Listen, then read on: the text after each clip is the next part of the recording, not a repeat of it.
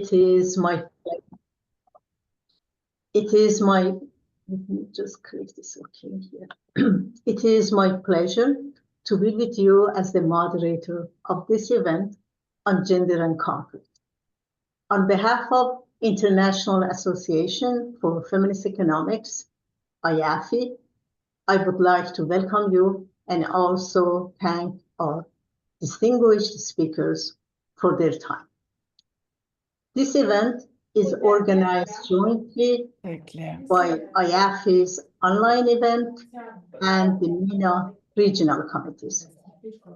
The event will last for 90 minutes and it is available in Arabic and Farsi. The event is recorded. Ah, mais il y a du monde, ça fait plaisir, ça, dis donc. May I ask everyone to mute their mic, please? Thank you. The event is recorded and will be posted on IAFFE's YouTube channel later. Okay. This event will cover... Wendy, could you please mute? Thank you. This event will cover gendered impact of conflict in Sudan, Palestine, and Iran. Each speaker will speak for 15 minutes, and then we will have 20 minutes for questions and answers. Please, as you are listening, post your questions on chat. I begin with a short introduction of our speakers before giving the floor to them. Our first speaker is Cecilia Alemani. She is the UN Women's Deputy Regional Director for the Americas and Caribbean. She has been representative of UN Women in Argentina, Jordan, and in charge of regional office during different periods between 2021 and 2023. She has co-founded several global campaigns and efforts, such as the Women's Working Group on Financing for Development. She has also been part of multiple global and regional civil society development networks and several NGOs. She will talk about the UN Security Council Resolution 1325 on women, peace, and security. Our second speaker is Nada Ali, who is an assistant professor at the University of Massachusetts in Boston.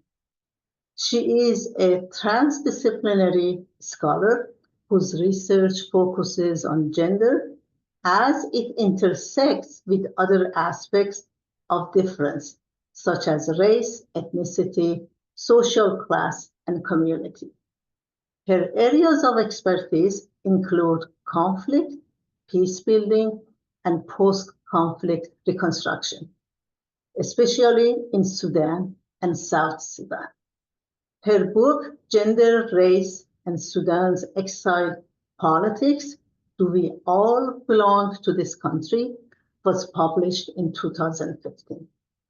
Her current book projects focus on the experiences of women street vendors organized in cooperatives in Sudan, and on the politics of knowledge production. Then we have Anmar Rafidi, who is from Palestine and an assistant researcher at Palestine Economic Policy Institute. Her work focuses on social protection, poverty, inequality, and social development. Her personal research projects include topics on social movements and political mobilization, identity, social class, social and development policy within the colonial context. Her talk will focus on the impact of current aggression on women's economic participation and socio-economic condition in Palestine. Our last Not the least speaker is Shahla Talebi, who is a socio-cultural anthropologist and currently an associate professor at Arizona State University. Shahla's chapter, Power, Subjectivity, and Sexuality in Iranian Prisons, in the Cunning of Gender Violence, Geopolitics, and Feminism, and her article, Gender Violence and Memory, in the Routledge Handbook of Feminist Anthropology, are examples of her recent research interests. Her presentation explored the relationship between modern sense of subjectivity and sexuality, drawing on the experiences and perceptions of some former political prisoners in Iran. I would like to welcome our speakers and give the floor to Cecilia Alemani to start. Thank you very much. Please. Thank you very much, Ida, and it is an honor to be in this regional event organized by the International Association for Feminist Economics, always coming to IAFFE, even if it is virtually, it's a honor. And of course, thank you, Ida, for this moderation and introductions, and warm greetings to all, particularly to Nada Ali and Mar Rafidi, Shahla Talebi, as well as colleagues that I see jumping on the Zoom, as Rani Antonopoulos, Amber Parks. Great to see you at this IAFFE, even if it is online. I'm going to share 3 points in the minutes we have, Ida, and of course, then we are going to hear from the concrete experiences. One, it's speaking from Latin America and the Caribbean, how gender and conflict and the nexus play in practice. And of course, the second larger point is on the UN Security Council Resolution 1325, and how do we really support its implementation from this side of the world. So on the first point, despite Latin America and the Caribbean, where I'm sitting and speaking from Panama, and where I have responsibilities today as UN Women, they are not traditionally classified as conflict countries. We can see beyond the classical cases of Haiti or Colombia, that across the region we have persistent structural violence, and in the past years, increased organized crime, forced displacement, and the migration crisis, it's really interlinking with the pre-existing gender-based violence in the region. It's one of the most violent regions of the world, and it shows us the need of the humanitarian development peace nexus. So when I say the nexus, for many of you, this is very obvious, but please allow me to say I am talking about this humanitarian development peace nexus that is at the core of the United Nations creation and existence as well, and the mandates. In this region, the nexus, and of course, all around the world, we will see it's really affecting women's bodies in all its forms, not only in terms of peace, of development, and the humanitarian. Here, it's a combination of de facto powers across narco-organized crime that is international, but has its own regional networks that imply territories control. So the dynamics of the territory and the public power in the territory are in many cases challenged by this situation. We have increased armed populations and the privatization of not only of social services that we already know that this erodes women's rights, but also the security privatization that is also adding layers of discrimination and insecurity for women. The poorest the women, the more affected by this situation, and of course combined with the full immigration, the full crisis of climate change and migration. So it's a region where poverty and inequality are increased, and we have low public budgets and corruption challenges. These are not national problems. These are cross-national problems that are affecting and marking the women, peace and security agenda in this part of the world. So this nexus recognizes formally at the UN that the emergency needs often to reflect the underlying issues that make people, societies, and women, particularly and in all their diversity, vulnerable. And of course, we need a more effective national, regional, and international response to tackle these root causes.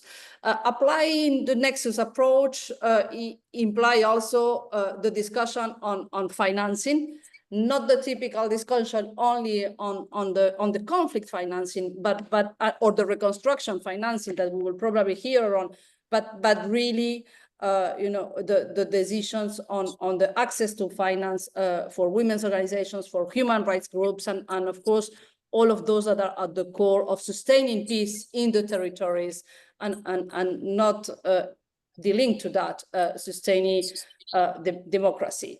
The broader perspective we have in Latin America understands conflict not only in its traditional armed forms, but also as a broader concept that includes social and structural conflicts, where we can, of course, always contribute, and this is what we do, doing the gender conflict analysis across different territories in Latin America and the Caribbean to really support effective responses from the women's groups and the communities, and of course, in many cases also from governments that are really willing to give spaces to this voice. We will see quickly that this is not always easy or happening, and it's already a challenge. So this broader perspective is aligned with the Women, Peace and Security Resolution 1325 from the Security Council that is it's in its 25th anniversary these years.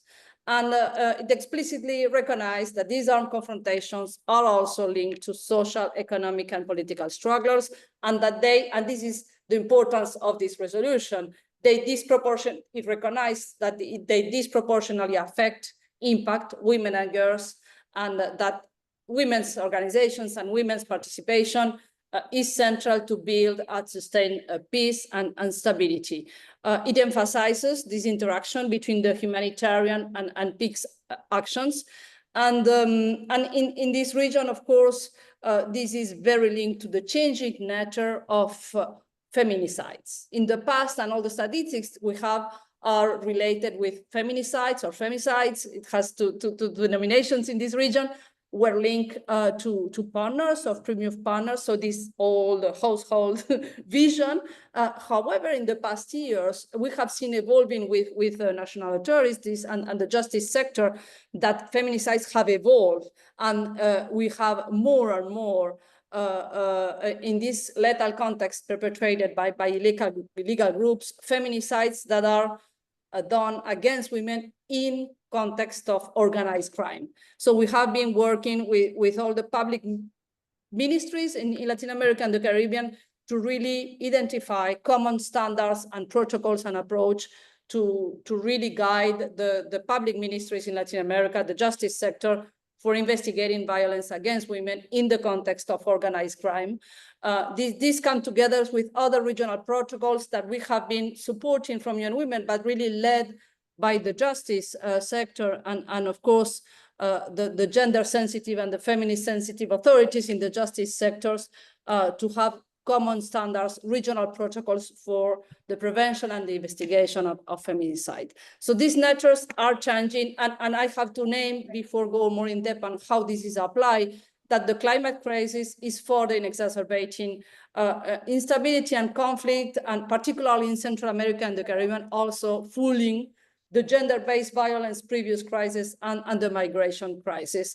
And we see more and more how this is incorporated in some of the Women, Peace and Security national implementation plans, because this is what the UN resolution provides, not only an international agreement and standard that of course has to be protected and strengthened, moreover, in the global context that we are gonna hear from other regions today in the panel, but also because the nature of conflict, it's also evolving depending where do you sit. So this local and global dynamic, it's really changing here. And of course, we have a particular challenge that is related with women activists and human rights defenders that are defending land and environmental rights in regions like Brazil, Colombia, or Honduras that are especially vulnerable to violence and threats and to institutional violence as well. As you could see in many of the human rights defenders and global witness reports, we see lack that reports over of half of the world's environmental defenders killed around the world. Many of them are from indigenous communities, Afro-descendants, and rural women. So here we have an intersectional dimension of conflict and of course of the territorial dynamics. When we do studies across the region to understand the gender conflict dynamics, we will find that discrimination, the race discrimination, particularly to indigenous women and migrants and refugees from all the world, but of course substantially from this region, it's really fooling most of these women's rights and human rights violations and the risk of increased violence. The UN Security Council resolution that was launched 25 years ago had subsequent women, peace and security resolutions that really have been providing guidance to those governments that really are committed with peace. This is a region that also pretends to have a global role in sustaining peace and promoting, and strengthening the multilateralism role to do so, in spite of many of the crises that we are all struggling and we are probably gonna hear more. But one of the main concerns, of course, beyond the power dynamics, is the financial gap in women, peace and security programming, as women's organizations on the front lines continue to struggle with underfunding. If you look at the figures of official development aid, that of course are going to drop dramatically in 25 with all the news of restructuring development cooperation for many donor countries, not only the US. This is happening with France cooperation, Dutch cooperation, many others, the UK. But when we still had the most recent figures, the aid supporting feminist, women-led and women's rights organizations, as per the latest report of the UN Secretary General on Women, Peace and Security, they receive only 0.3% of bilateral aid to conflict-affected contexts around the world.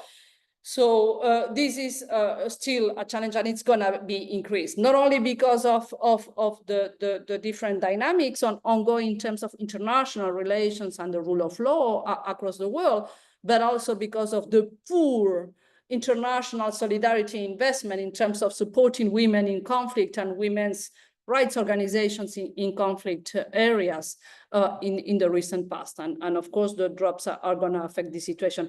The recent data we have from UN Women reports also show that the women's participation in peace negotiations and mediation is still very low.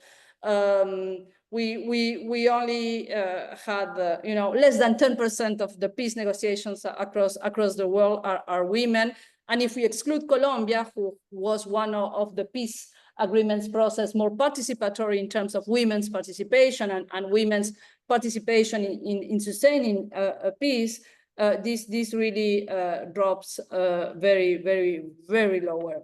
In the region, many countries have implemented the national action plans on the 1325 resolution. I would say 11 countries already in Latin America are doing this implementation.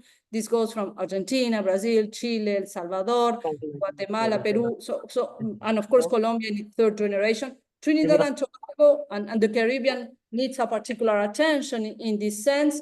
It's going to launch its first NAP, National Action Plan, by March this year.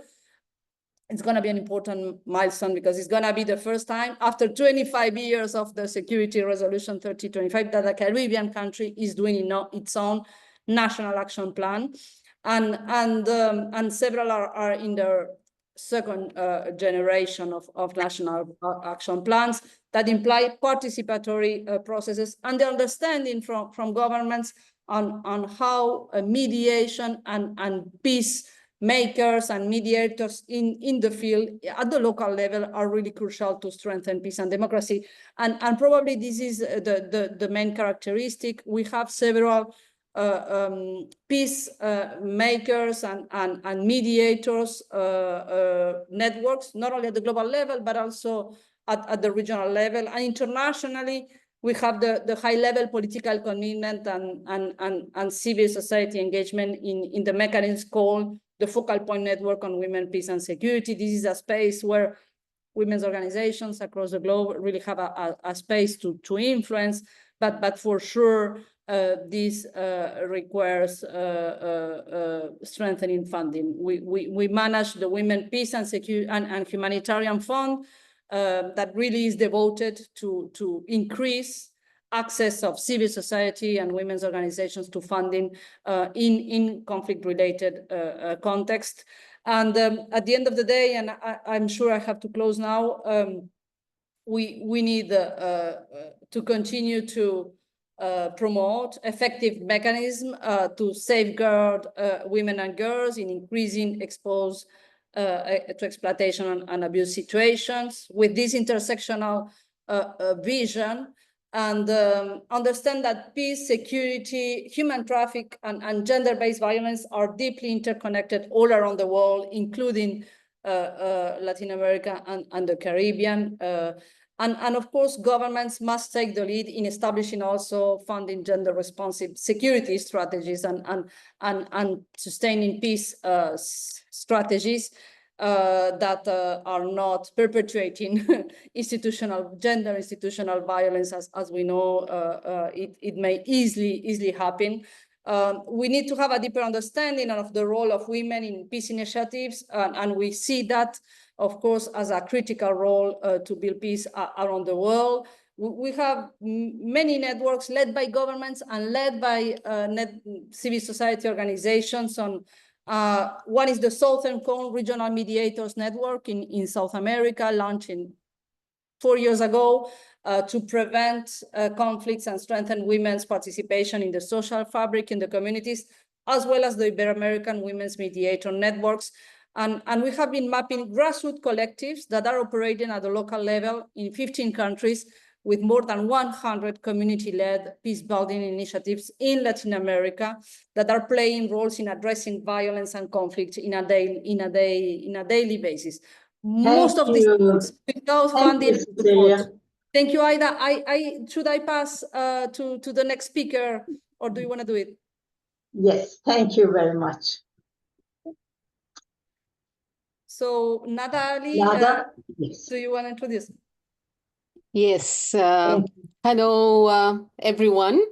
Good morning, good afternoon, and good evening. Thank you so much, Cecilia, for this insightful presentation. I would like to start by thanking the International Association for Feminist Economics for organizing this regional event on gender and conflict. And I really appreciate the focus in your conceptualization of the themes of this workshop or event on UN Security Council 1325 on women, peace, and security, which, as Cecilia shared with us, turns 25 this year. I had the privilege of participating along with hundreds of women around the globe in the campaign that culminated in the adoption of this resolution in 2000. I have since drawn on the women, peace, and security agenda in my research, teaching, and activism, sometimes using a critical perspective on implementation of the tenets of the resolution. But what I appreciate the most about 1325, as I have argued for over a decade now, is that it is rooted in the efforts of the global women's movement, and that it involved the participation of women affected by war and war activists from across, of course, the world, but also from across the African continent, including Sudan and South Sudan and other parts of the global South. In my talk, I will focus on the impact of the ongoing conflict in Sudan on women, girls, and communities.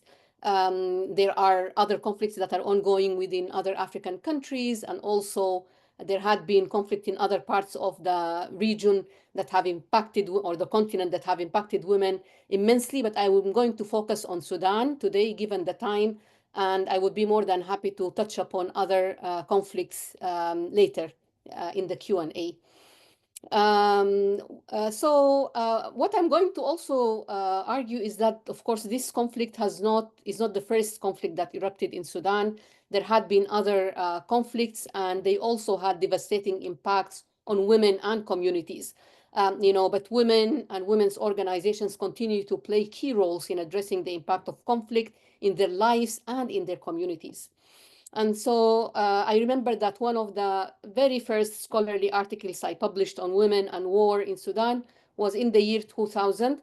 And this article was based on an interview with Mary Apai, a South Sudanese woman activist and practitioner who was active at the time in war-affected areas in South Sudan. That was before the secession of South Sudan, and in the Nuba Mountains region. In that article, she reflected on the devastating impact of the conflict on women in these areas, but she also highlighted the crucial roles that women are playing in war-affected areas to address the impact of forced displacement, sexual and gender-based violence, and food insecurity. Mary Apai is a living testament of the knowledge, skills, and roles women can also obtain and contribute while they participate in peace negotiations, for example. This is one of the important aims, of course, at present of many mobilizations at the global level and within the African continent, and I want to highlight its importance. Some of my earlier publications also focus on the impact of the war that erupted in Darfur on women and girls, and how the intersection of dominant gender norms that discriminate against women, discriminatory law, and the existence of law and order institutions and officials who lack a commitment to gender equality and social justice have actually compounded the impact of sexual and gender-based violence on women and girls in Darfur.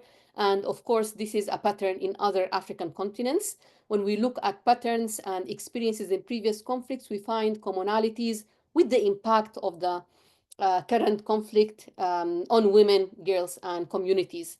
And so, and this is what I'm going to focus on in the rest of my talk. And in so doing, I'm going to draw on a gender assessment which I carried out during the second half of 2024 while serving as a senior gender advisor for the EU Commission in Sudan. And I carried out this research or assessment with a fellow researcher who is also Sudanese, and also with the assistance of 5 colleagues on the ground in 4 states that are directly affected by war. And some of these states were actually hosting IDPs, or internally displaced communities, at the time. I am thankful to the EU delegation and to London Mills for the opportunity to share insights of this assessment. And of course, I want to say that my views do not necessarily represent the views of any institution. So, like other wars, the war which erupted in Sudan in mid-April of 2023 has affected women and communities in many ways. It has uprooted over 12 million individuals, including over 10 million. This includes over 10 million internally displaced persons, of whom about 54% are women and girls. And about 52% of IDPs are children under 18, of whom 3 million are girls under 18 who face unique risks, really. Communities have also had to cross the country's borders to neighboring countries, including Egypt, South Sudan, Uganda, Chad, Central African Republic, and other countries. And it's important to remember that before the war, Sudan was also a host of a large number of refugees from several neighboring countries. Those also had to either move to other parts of Sudan or to cross the border to neighboring countries. I was recently in Egypt, and one of the things I learned was that recent arrivals who approach the UNHCR to receive assistance, they have to go to the UNHCR offices at 2 o'clock in the morning. They actually fast on these days, so they won't need to use bathrooms, for example, and this has affected, in particular, older women and men. So, communities in affected areas in Sudan, which includes, of course, the capital Khartoum, parts of Jazeera states, parts of northern and southern Kordofan, and also the states, the three states of Darfur, have experienced killing, looting, forced displacement, and as I mentioned earlier, sexual and gender-based violence and severe food insecurity. The war has also caused near collapse of state institutions and essential services, leaving many areas in devastating conditions and gaps in humanitarian support. Earlier on, of course, that was due to the initial exit of civil society organizations, for example, and other providers. Recent UN statistics indicate that over 84% of women are not able to meet the minimum acceptable diet, and that at least 80% of women struggle to access water even. IDPs, if oftentimes reside in shelters, sometimes they rent homes where possible, or they reside with family and friends in states that are not affected directly by the conflict. Women in the shelters often live in overcrowded conditions that give rise to harassment. They lack privacy and basic needs such as beds, mattresses, blankets, soap, toothpaste, and other hygiene necessities, and of course, food. I want to share with you, some of the narratives of the women interviewed for the assessment I mentioned earlier. This is from a focus group discussion with 8 women who were ages 22 to 58. They came from different states of Sudan. At the time they were in Gadaref state. None of them had received formal education. What they said was that we used to live in Khartoum state and we had to go to Jazeera before moving to Gadaref. We became homeless. Some of us lost contact with our families. We left all our belongings behind to escape stray bullets. But we say, Alhamdulillah, or thank God, the soldiers told us they will take our daughters and kill our sons. We received no assistance apart from a leader of one of the women's cooperatives. Those of us who are married, our husbands work day jobs to earn income. We sell food. Our main concern now is security because there are threats in this state. What if RSF, Rapid Support Forces, one of the parties to the conflict, came here? Will we be displaced for a second or a third time? Our situation is horrible. There are no services, no water. Every day they want us to leave the shelter. These are some of the local authorities, actually. We are uncertain about the future of our children in terms of education. As mothers, this affects us psychologically. Some of us have diabetes or hypertension. Some have heart diseases or anemia.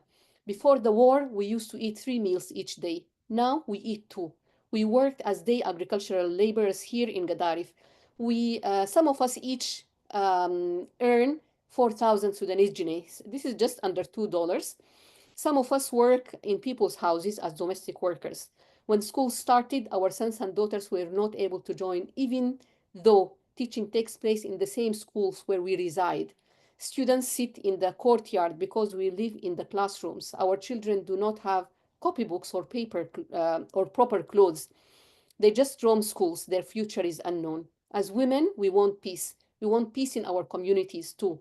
Women in the shelters need protection because there is violence, because of our circumstances. There is exploitation in all places we can find work. After the war, there should be reconciliation for all Sudanese. We want a permanent constitution and commitment to the rule of law. All criminals should be held accountable, unquote.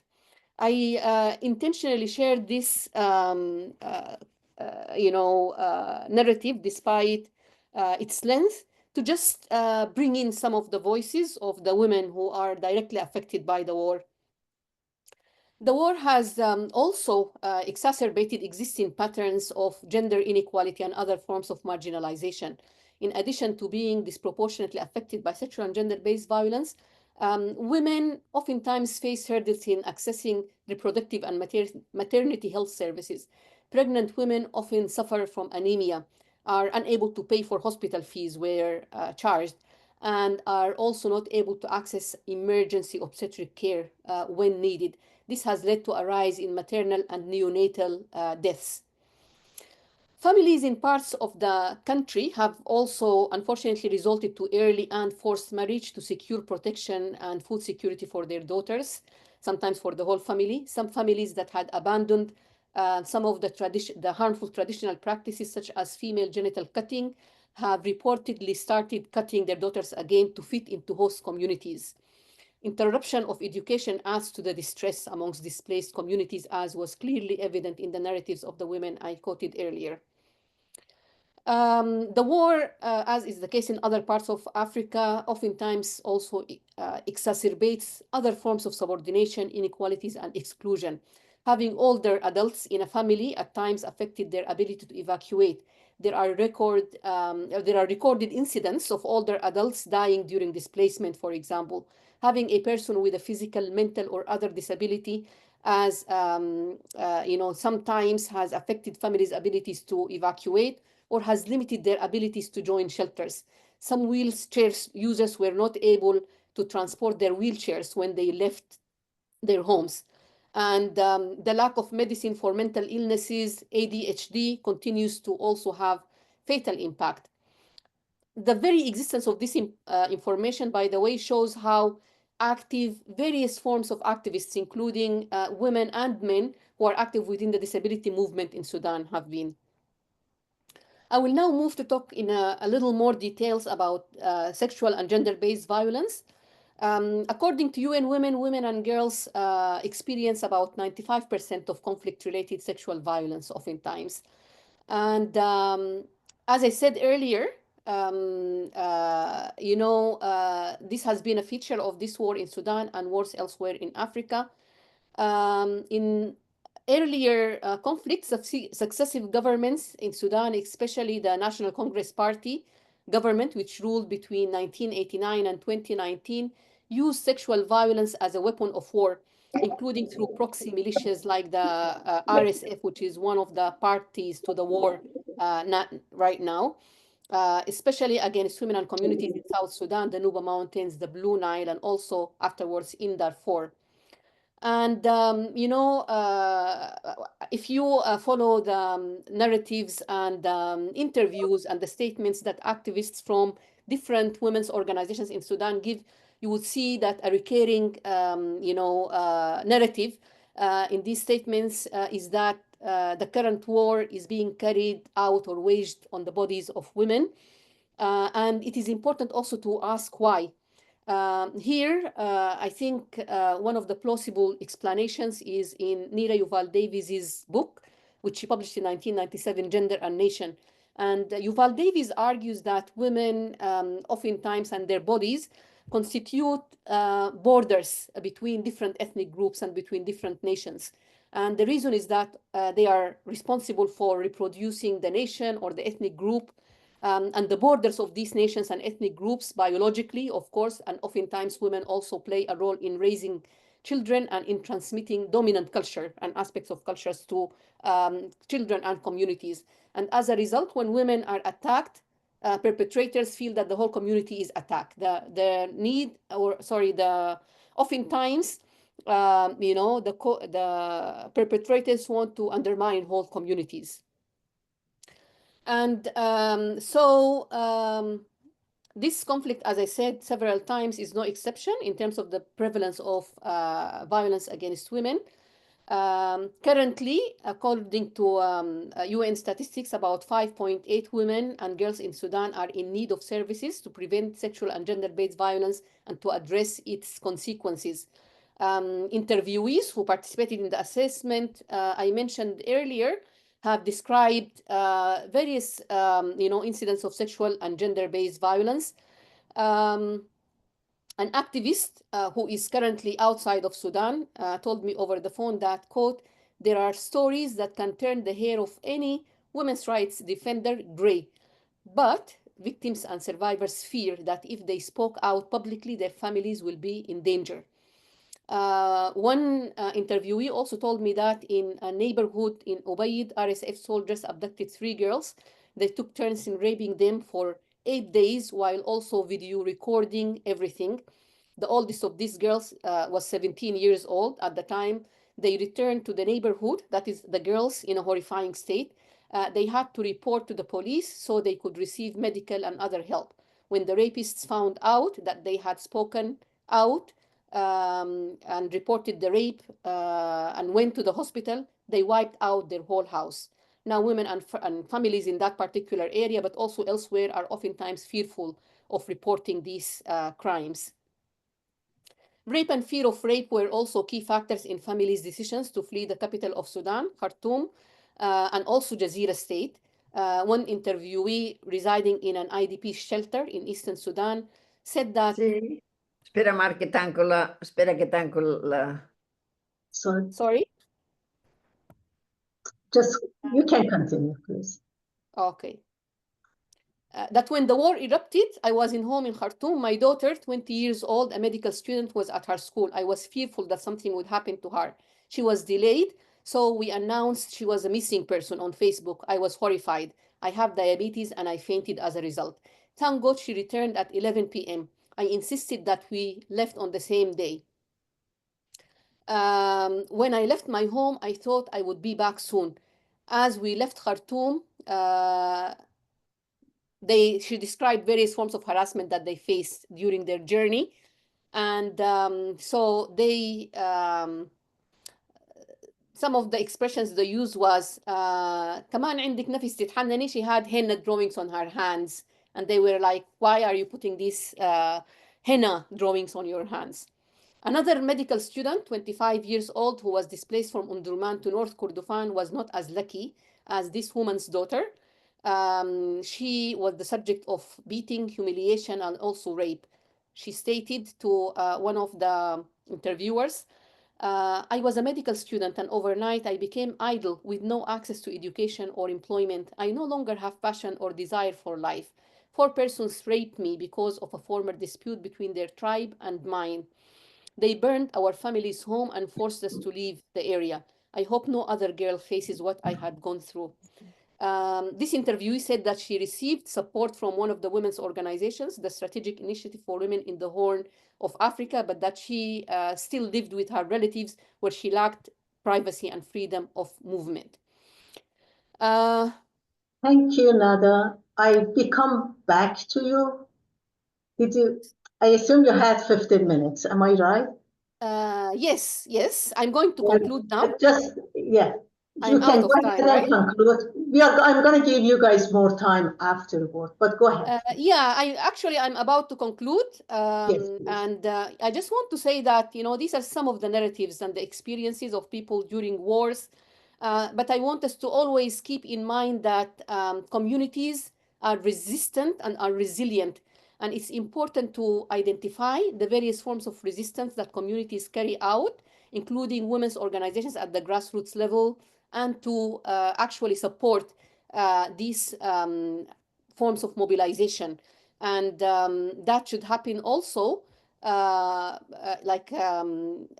this should also be the case for the Sudanese in the diaspora. And in some ways, this is at the core of the initial campaign that culminated in the adoption of UN Security Council 1325, which sought not only gender equality, but also the participation and leadership of women from the level of the village council to the level of the UN Security Council. Thank you very much. Thank you very much.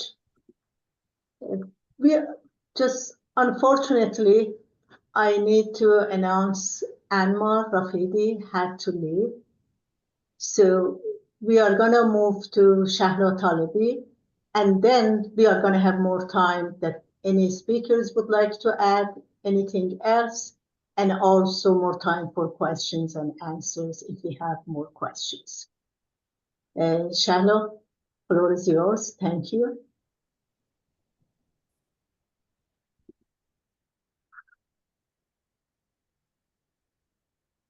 Yeah, thank you, Nada. It was very informative, and we would love to hear more later when we come back. My pleasure.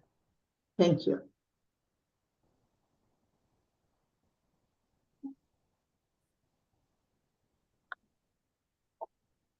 Shahla, are you ready?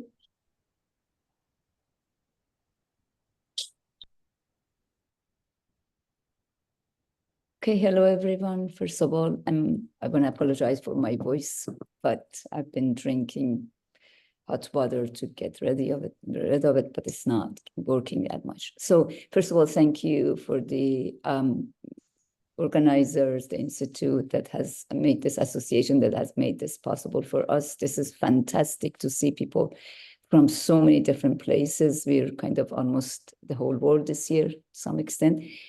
So my talk is actually very different from the first two talks, which were very informative, very empirical in that sense. So fantastic, really, to hear. What I'm kind of trying to think with you about is the concerns that I've been having for a while now, trying to figure out something about the significance of sexual violence, not simply only on women, but because it occurs more on women. So that's something that I'm concentrating more on, but obviously this is not something that is only limited to women. And the way I'm trying to kind of ask this question is that, particularly in the context of the work that I have done in regard to former political prisoners and their experiences of other forms of physical torture and other forms of violence, the way they often discuss sexual violence as something that is soul-crushing, as something that is very different from any other form of sexual or form of physical violence or psychological violence, and its psychological impact, emotional impact never goes away, and all of those kind of discussions that I had with these former prisoners, and in line with also the way sexual violence has become and has been utilized by the states within the ethno-religious conflicts and so on and so forth. The question for me was, first of all, what is in sexual violence, or what is behind sexual violence, or not what is in the sense of as if there is something abstract, but in the sense of what kind of meanings we give to it, what kind of significance we attribute to sexual violence, that it renders it so profoundly, to some extent, for many people, so different. And in that sense also becomes the tools in the hands of the states by perpetrators of violence in different situations, as war, conflict, and so on and so forth. So what is it that we can discuss? Of course, the most and the easiest answer one could give, which I would consider as kind of explaining it away, is, rather than explaining, actually, would be to think about it, okay, culturalist approach, to kind of think about, okay, these are, the culturally or religiously, people, specifically when we're talking about Iran or countries like Arab-speaking countries, the countries in the Middle East, as always excluding as if it's a different world, Israel. When we think about it, it's often been treated as culturally these people are so connected to a particular form of religiosity, and that form of religiosity has a different understanding of women. Men are often sexually abusive, and so on and so forth. So in that sense, I think is not that these are not always partially true, but to really take them as explanation, it's something that really, for me, does not really do the work.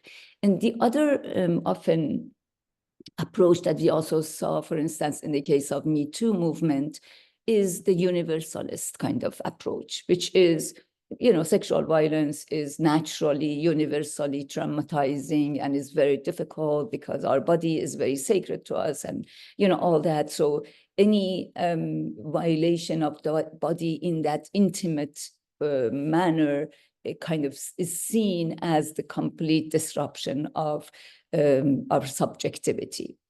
But then the question becomes, was this always the case, or is it that we have come to understand our sexuality in a different way, entwined with our subjectivity in modern times, in a way that it creates a different kind of understanding of sexuality, whereby the states, the people who are trying to assert their power on the body of both the body politics and the body of the nation states and the body of the individuals kind of consider it as a form of assertion of power that is in a way emasculating the other nation states and so on and so forth. And of course, when it comes to the case of women, of course, is asserting a particular kind of power that is going to both not only disrupt the subjectivity or crush the subjectivity of the women themselves, but also the family. And so all those kind of assumptions that are often made around them, the question of honor and so on and so forth.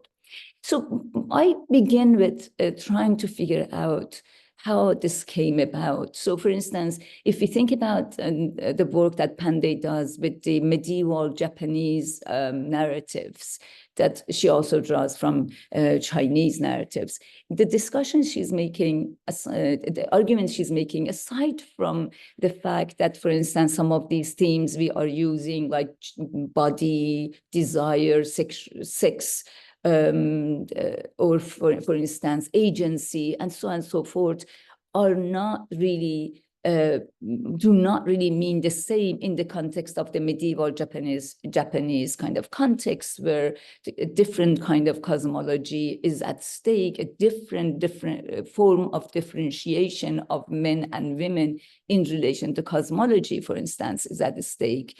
Or later on, for instance, when we read people like Judith Butler and others, and we realize that there is a particular history where the differentiation, the different kind of sexual differentiation came about. That doesn't mean that men and women were not seen as different, but the difference was very different. And I want to bring our attention, for instance, in comparatively to the question of race and religion, for instance. If we think about the discussion that, for instance, scholars like Sylvia Winter or scholars like Doretz have done, their discussion is that there was a time that within, for instance, Christianity, the idea of Christians against other religions was that others had a religion, but their religion was false religion. So you were trying to somehow reason with them and bring them back to what it was supposed to be a more reasonable and true religion. But when the supposed discovery of America supposedly takes place, a different understanding of religion comes to the fore. The idea is what we are seeing is as if these people do not really have a religion. So if these people do not have a religion, then this differentiation no longer becomes about false religion and true religion.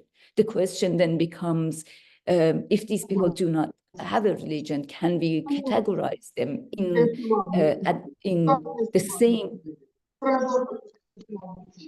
the same kind of level of humanity?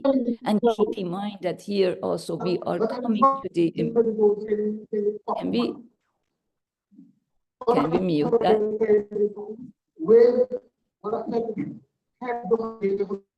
Ida, could you ask for the... I am checking who is talking.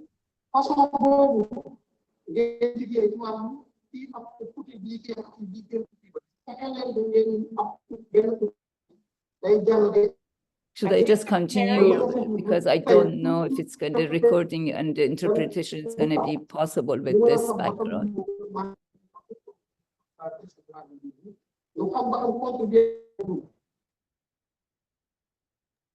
Okay, I guess. Okay. It seems it went away. Please. Okay. Sorry. Yeah, it's okay. It's just I didn't want to.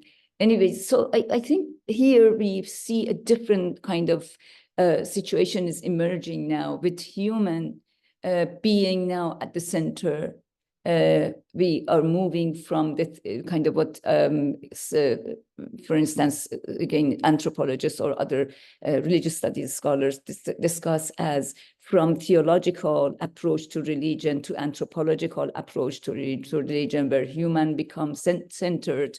And for that reason, now the issue becomes, if these people do not have a religion, how we understand their humanity. So the notion of humanity then goes into, of course, the evolutionary approach. So what I wanted to say is here, we begin to really create a different kind of differentiation where race now becomes significant marker of differences. And the same goes with gender, where you now have sexual difference that is completely systematically dividing. So your identity is no longer, someone who has a religion, someone who is, in this family or so on and so forth. It becomes, are you a man or are you a woman? And so based on that sexual differentiation, your body and your identity, everything becomes kind of defined. So what I was kind of trying to think about in the context of the work that I had done, the research that I have done, was to think about various assumptions. On the one hand, the idea of the autonomous subject that has an agency, that this agency is very much reliant on the mind and the psyche. So for instance, when Russell says that you can break my body, but you cannot break my soul, or you cannot break my mind, that idea is that there is a separation that allows your body to become the almost the battleground or the device over which other forms of hegemonic powers or colonial powers or other forms of violence can be actually ridden and inscribed, while your mind can somehow manage to do differently. But when it comes to sexual violence, because as Foucault would discuss and others, because it seems that we have considered our sexuality really the very foundation of our subjectivity, the moment that violation, the sexual violence takes place, we no longer seem to be a whole subject as such. So the reason this is a concern, again, is not for me to undermine the significance of violence in any form or shape, or sexual violence or physical violence, nor I'm trying to kind of take away from the reality that throughout history, we have seen women used as property, as slaves have been used as property, and so on and so forth. So this in and of itself is not something new. The way we have come to attribute particular kind of form of understanding of our body as uniform, separate from everyone else, and that in that sense, a particular notion of intimacy has become the very foundation of who we are. And that, I think, is something that we may want to think about and contemplate. If that's the case, then how is it that, for instance, in all these cases that we have seen, and I'm giving just one simple example of Abu Ghraib, all of us have seen the images, for instance, of Abu Ghraib and the U.S. Prison, and the U.S. soldiers and officers, and their way of using sexuality in a particular way as taking pictures with these naked people, forcing them to, do all those kind of things. And these are men, to not only to emasculate or kind of make them supposedly less of a man, and in that fantasy of these Middle Eastern men being macho men, now you're taking away supposedly that from them and feminizing them, but also a particular kind of relationship between the woman soldier and so on and so forth. All of those, I think it really compels us to think how we could probably come to think about these things in a way that would allow us to take away our body and our sexuality as as a ground where, the power can be inscribed in a way that we will also allow it to actually be crushing.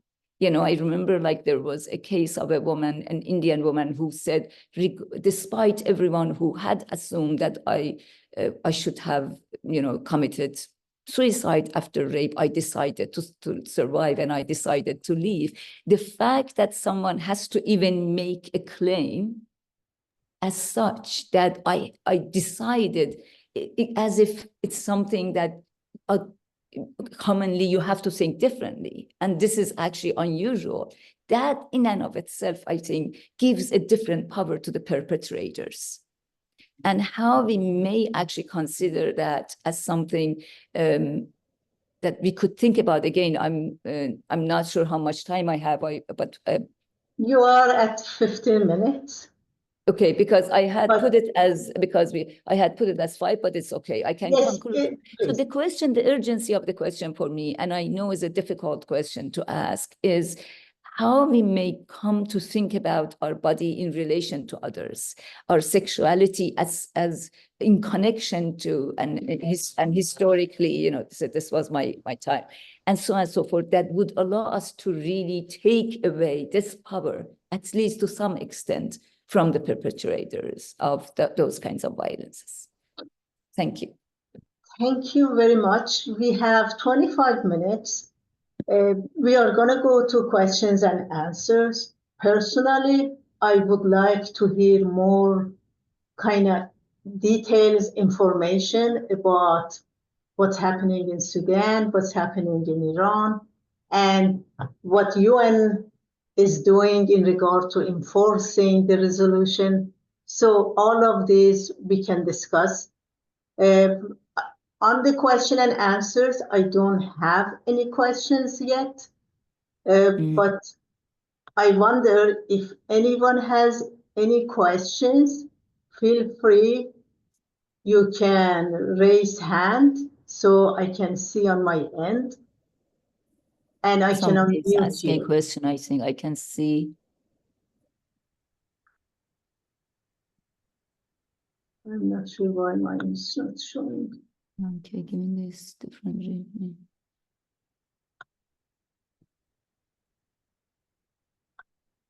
So there's a question about security. Okay.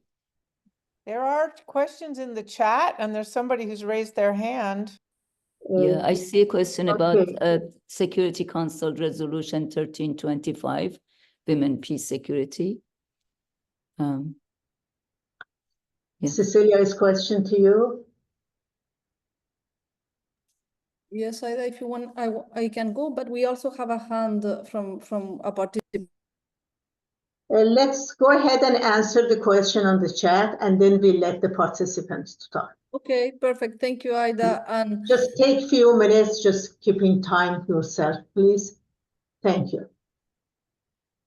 The question on the chat is, well, they are two related on how to take global action to strengthen the 1325 resolution in spite of current questionings or challenges that raise in detail in the chat and through DEVEX publications, and another one that it's also for all, I guess, in terms of the different, how do we see the biggest challenges implementing the UN Security Council resolution in the different contexts. So I can start, and of course, the other panelists can follow. And how can women's organizations as well better support local women's-led initiatives in conflict zones? So the first thing is that the UN Security Council 1325 resolution had another 10 subsequent resolutions that have been agreed in these 25 years, and many countries around the world and are really doing the implementation plans. Clearly, having a moment of anniversary this year can open up these debates as we have the point raised in terms of reducing its force as an international standard and agreement, and this is something that the whole international community, not only sitting at the Security Council, that of course there you also have the non-permanent members that are really willing to continue to strengthen the agenda and implement it. Clearly, for the whole security and peace agenda, the women, peace and security pillar that Nada was also sharing, how it is a result of the global women's movement. It's a transformative one because it really tackles the security agenda with a community-based dimension, but also with the different responsibilities that also states and governments have in terms of protecting and preventing this violence against women and girls. So here, clearly, the most important part is that the women's global movement, the spaces like this one, of course, the scholars, Shalas, as you were referring at all the work, at the academic level with evidence and conceptual debates behind, really has to move through strengthening the agenda. The global context today is much more complex than 20 years ago. So if it was needed in the year 2000, is even much more needed today. And we have to be very careful, and I'm going to touch another point, Ida, in terms of the closing remarks as well, is that we have easily global debates going into false dilemmas. For example, we are listening how many developed countries are reducing development cooperation funds in order to invest in defense. We all know, studying women, peace and security and working in these levels, both at the regions and at the local levels, that it's the other way around. The best measure to strengthen security and, of course, to face the migration crisis is to have stability and access to fund and public services in the countries of origin. And this is the best way to maintain peace and to foster sustainable development and international solidarity. That is, at the end of the day, the basis of all these efforts. However, on the other, so we may have different countries, public voices, governments, organizations that are really showing the evidence behind these false dilemmas. On the other hand, we all know that the more women you have in peace processes or in peace mediations, the more sustainable is peace. So here again, calling to scholars here and the different knowledges we have around, to really make this evidence-based reasoning that goes, of course, based on principles and international law standards, but really brings evidence on how to tackle. We are in a more complex context than 20 years ago, but this just reaffirmed the agenda and the need to really further invest in peace. That is not exactly the same that invest in defense. and when you compare budgets, it doesn't make any sense to cut aid in a 0.2% of the GDP when this is really peanuts in terms of defense budget. So we have a challenge also in developed countries, civil society arenas and advocacy efforts that many women's organizations and NGOs and other civil society actors are playing, but also the different parts of the society to really put in perspective that the need to continue to strengthen the peace agenda, the development cooperation efforts across the world are gonna really benefit all. And I just want to close there. All the participation of many Latin American countries in the peace building and peace sustaining missions are really because of this understanding that peace for us anywhere in the world, it's really reliant on peace in other parts of the world. So building this common good and commons perspective, it's also that the academia, civil society, and international organizations have been doing and continue to do more. Clearly, we need to tackle part of these false debates we are having today. Thank you, Ida, for the space. Thank you. Thank you. Jane, would you like to unmute yourself and ask your question, please? Okay, thank you. My question is that given the way that sexual harassment and conflicts are evolving over time, have we as women or as activists come to a point whereby we are also adjusting our interview skills? For instance, I was listening to the previous presenter when they were saying that there were ladies that were raped in a particular room, there was a video footage, and then something then later happened. But have we adjusted using, let's say, artificial intelligence or our interviewing skills to gather more information from women who have been sexually harassed in conflict-struck areas? Thank you.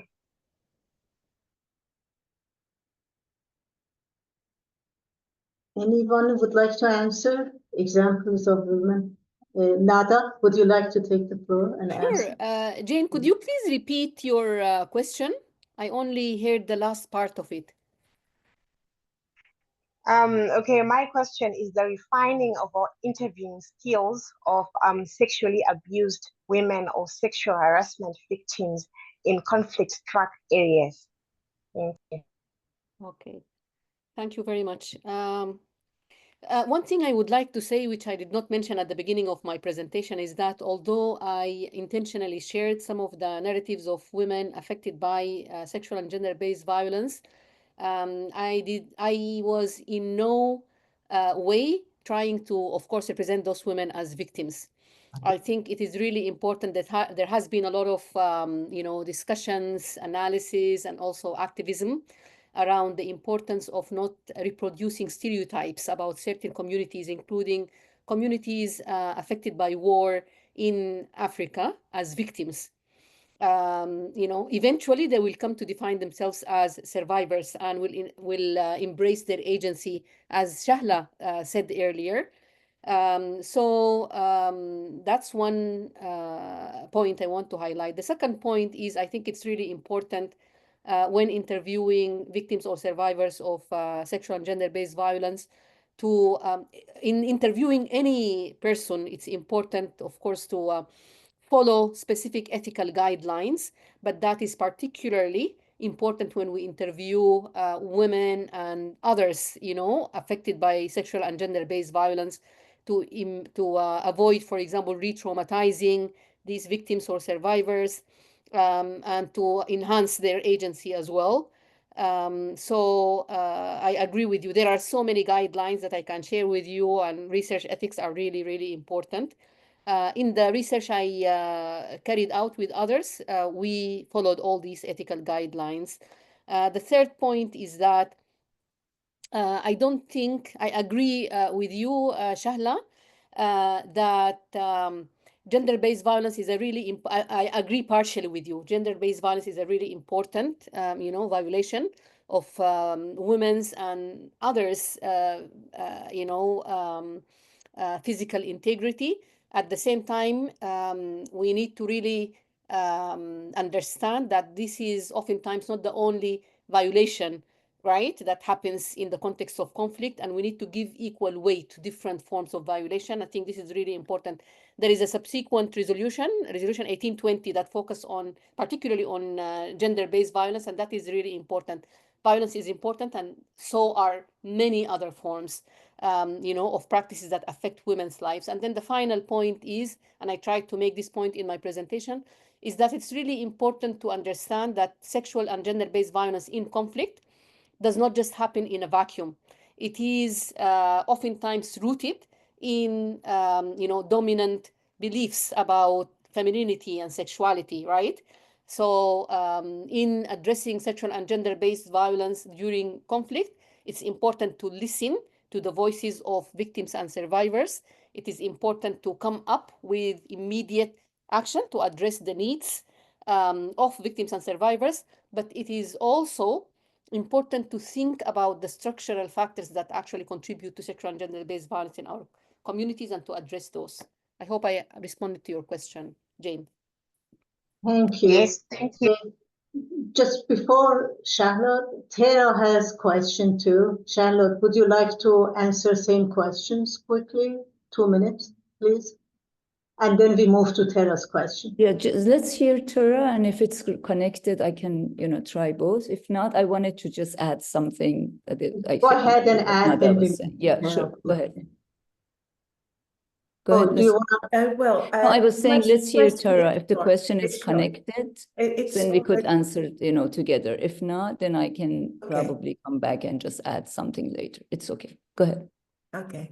Well, my question is short. Yesterday, I read that in closed doors, US diplomats have proposed to get rid of international law that is so-called what Trump calls woke, and they want to remove the United Nations Council Resolution 3025.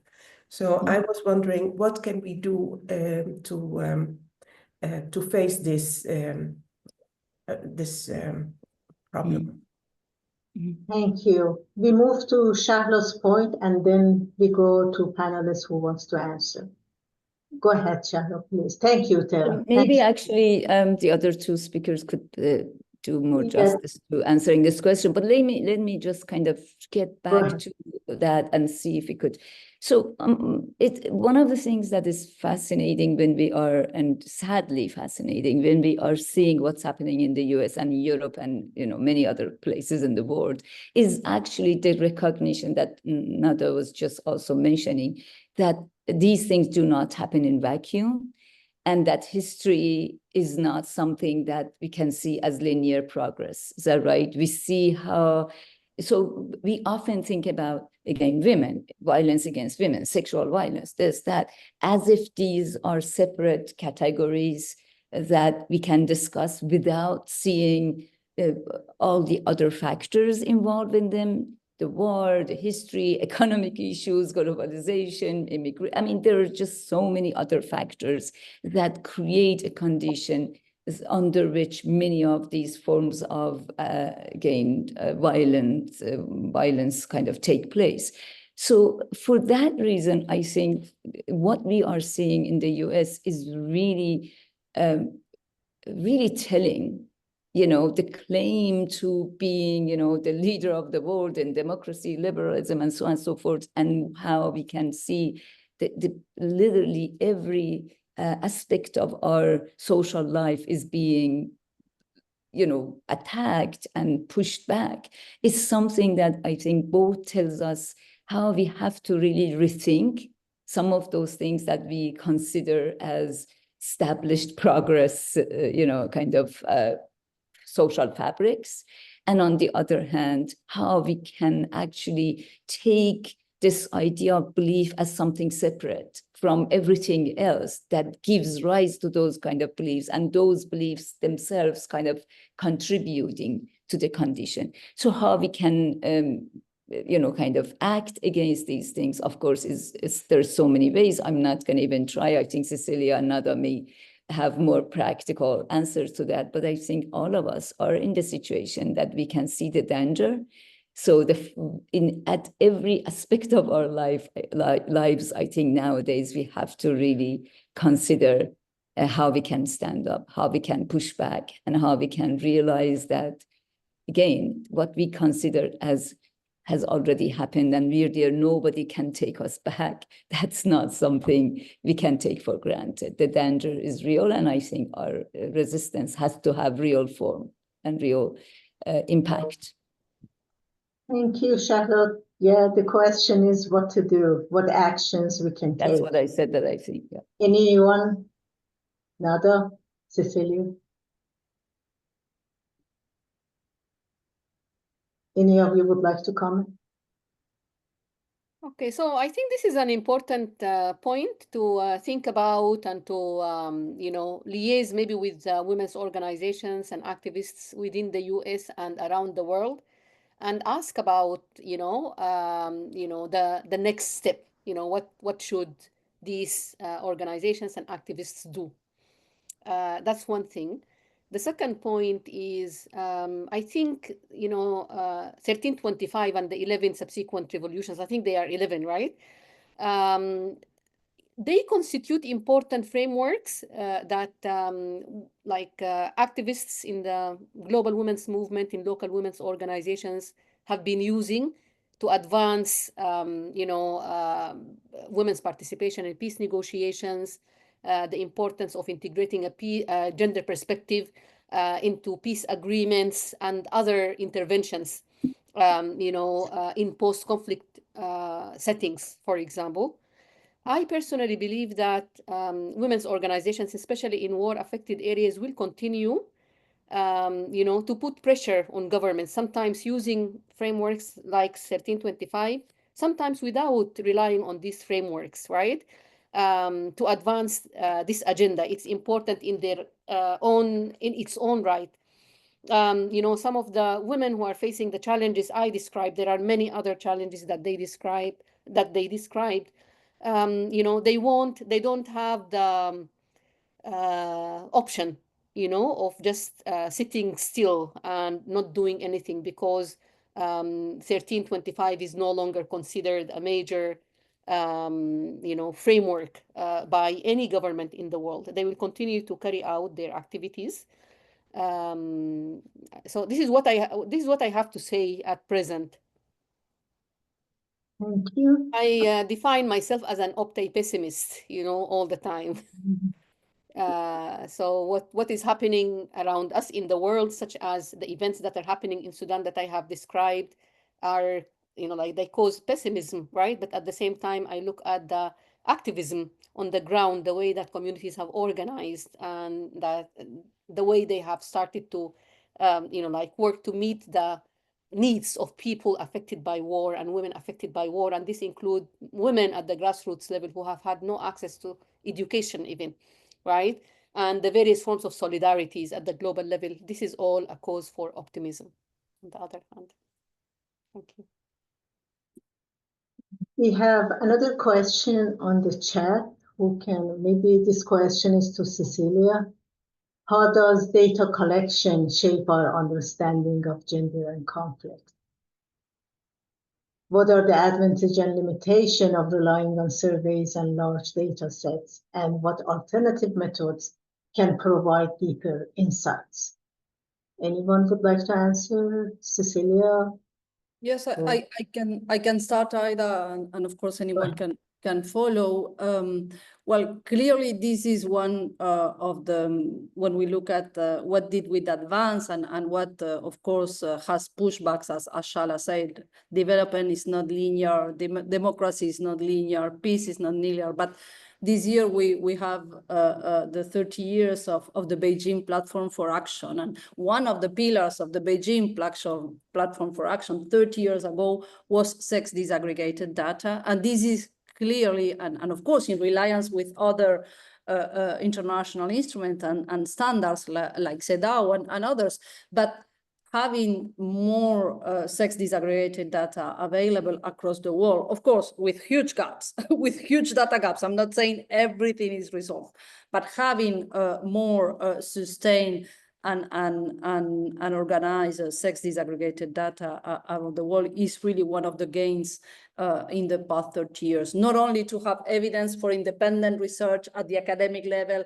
at the civil society level, to really have independent knowledge informing our debates and the solidarity as it was described before, but also to inform public policy when there are based in evidence. Of course, this is also a challenge of these times. Today, not only peace, sustainability, development, climate change, and gender are questioned in many spaces of the world, but also evidence data, building policies based on data and evidence is challenged. So the role of knowledge, it's today an issue for all of us. I would say, because in serious understandings on how public policy should be developed and have impact on people's and of course women's rights around the world, we know that having evidence and having large data sets, a series as it is point on the question, really help us to see not only the short term but the long term impact of policies and actions or strategies around the world. And for sure, this is easier in peace or development settings, but in humanitarian settings, having early time gender alerts and gender data and how the conflict and the examples were shared by Nala and others, are really affecting women's and in sexual violence, this is critical, yeah, to react, not only to improve the prevention and the access to justice, but also really to assess what are the needs, where should the shelters move, how they should provide services to women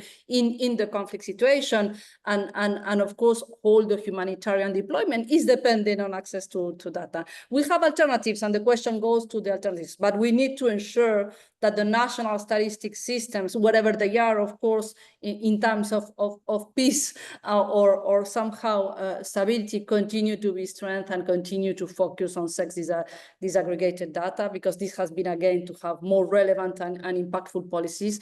But we also have alternatives. This is also true. We have been using, for example, in Haiti, and I'm going to touch the question on solidarity networks and data here, where to work on the gender alerts in the current crisis in the past few years in Haiti.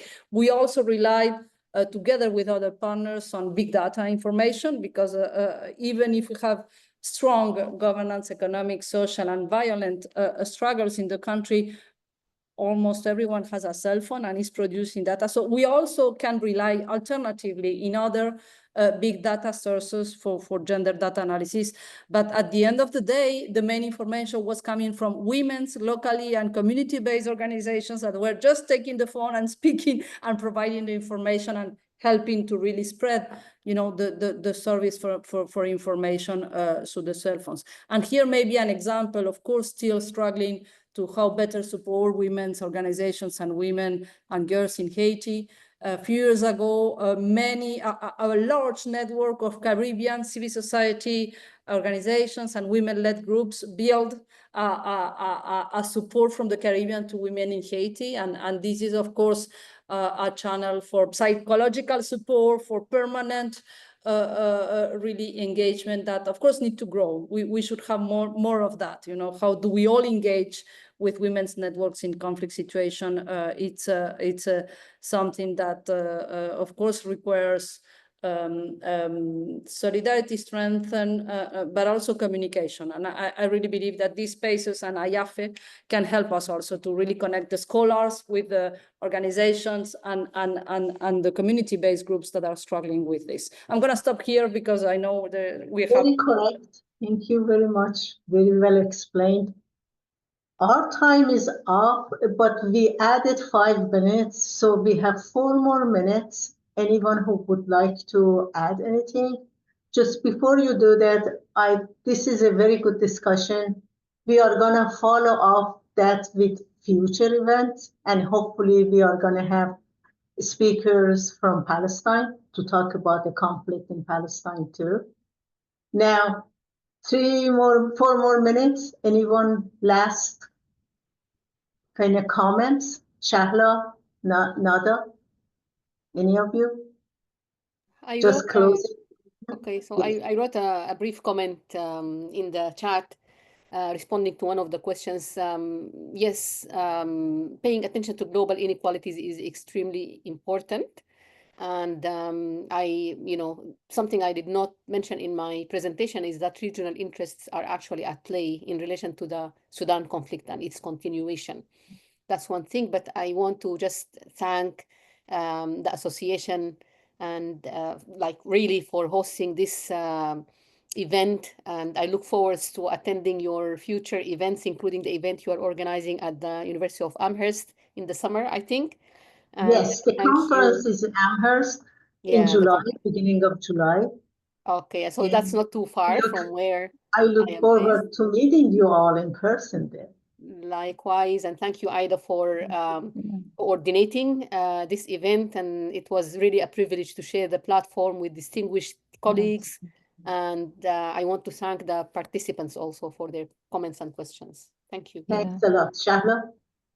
Yeah, I just want to thank, and also I think, I saw in the questions the emphasis on global kind of impact and the globalization factor, but the global factor, and that how our movement and our resistance should also take a much more global kind of form.